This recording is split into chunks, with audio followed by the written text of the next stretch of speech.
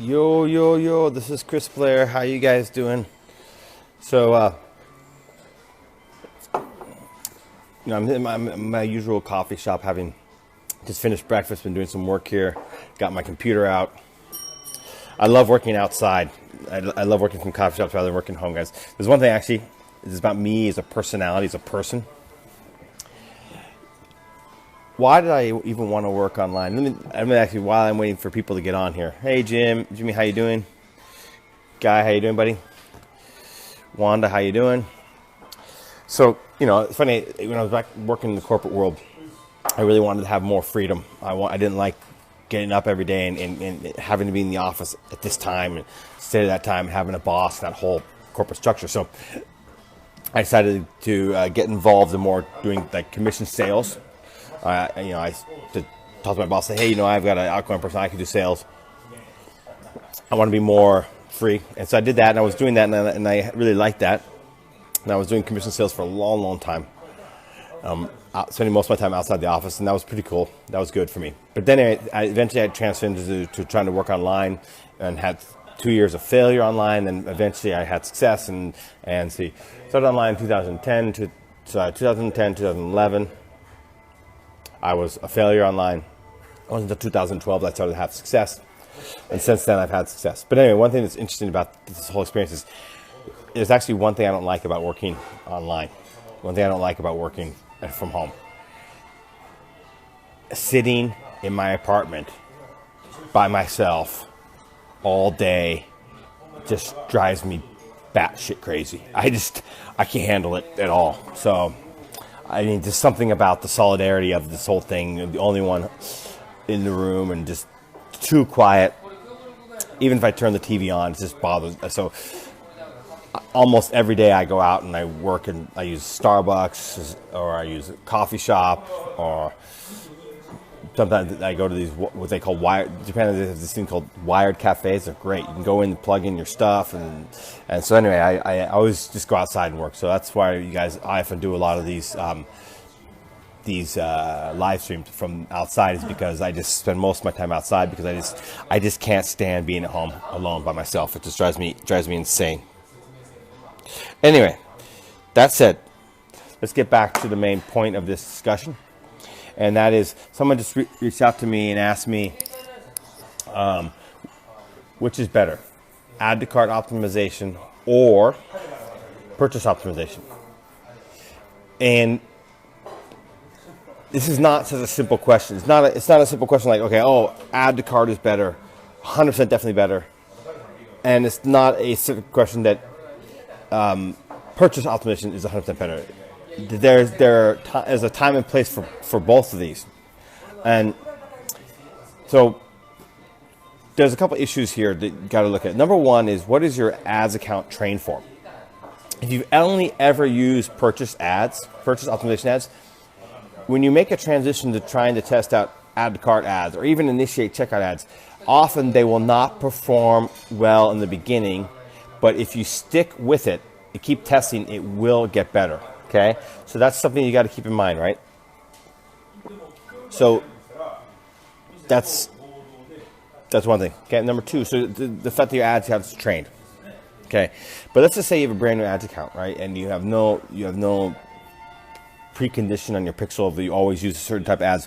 Which one would you go for? Would you go for add to cart, or would you go for purchase first?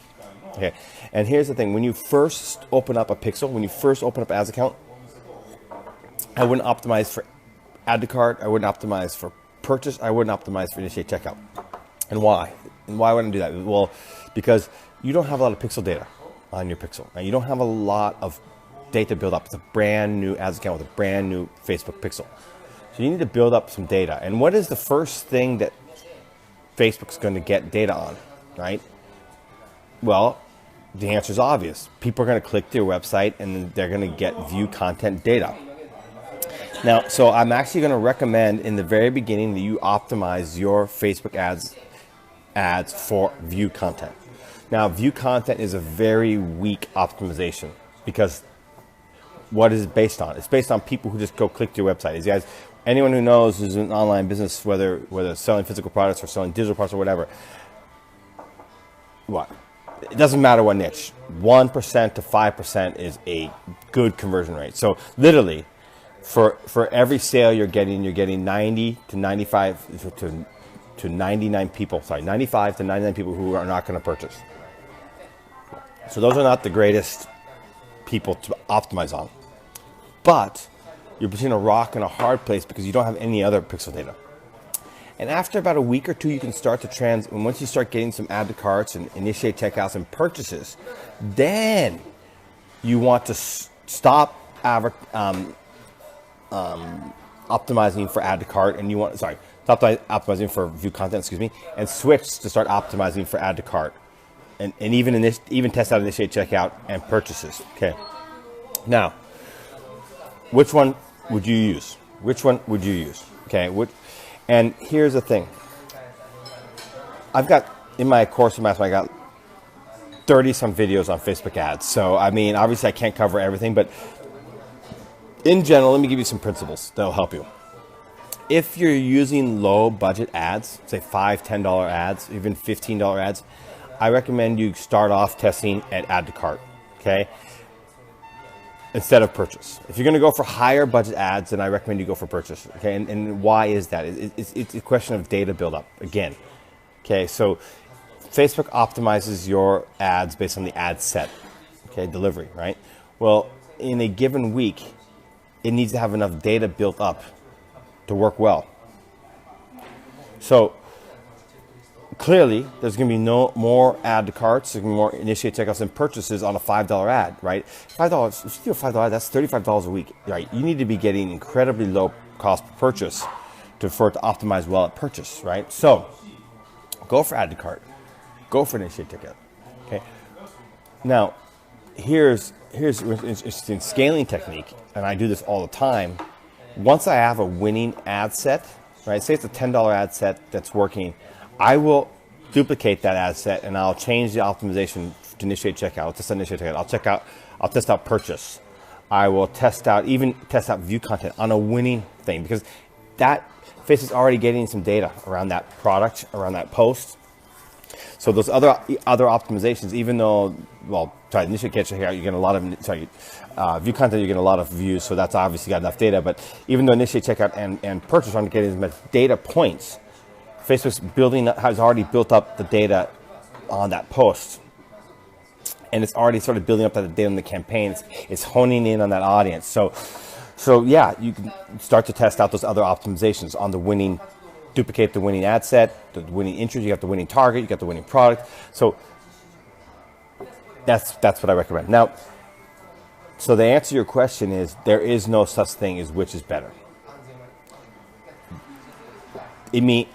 The answer is it's specific to the situation. Does that make sense? You're playing music now.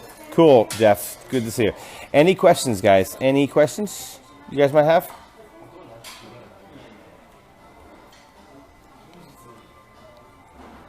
I can sit around and answer any questions you guys might have.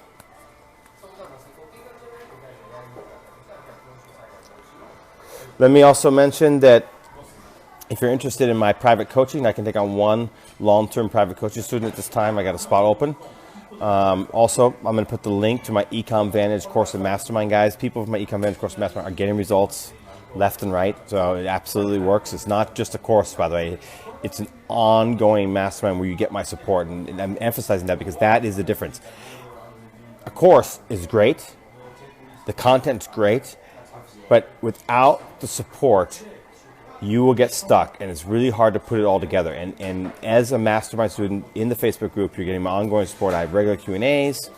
I'm in there answering questions every single day. You get my support, and that's key.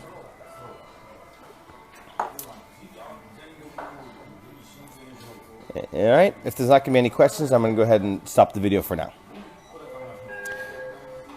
Questions?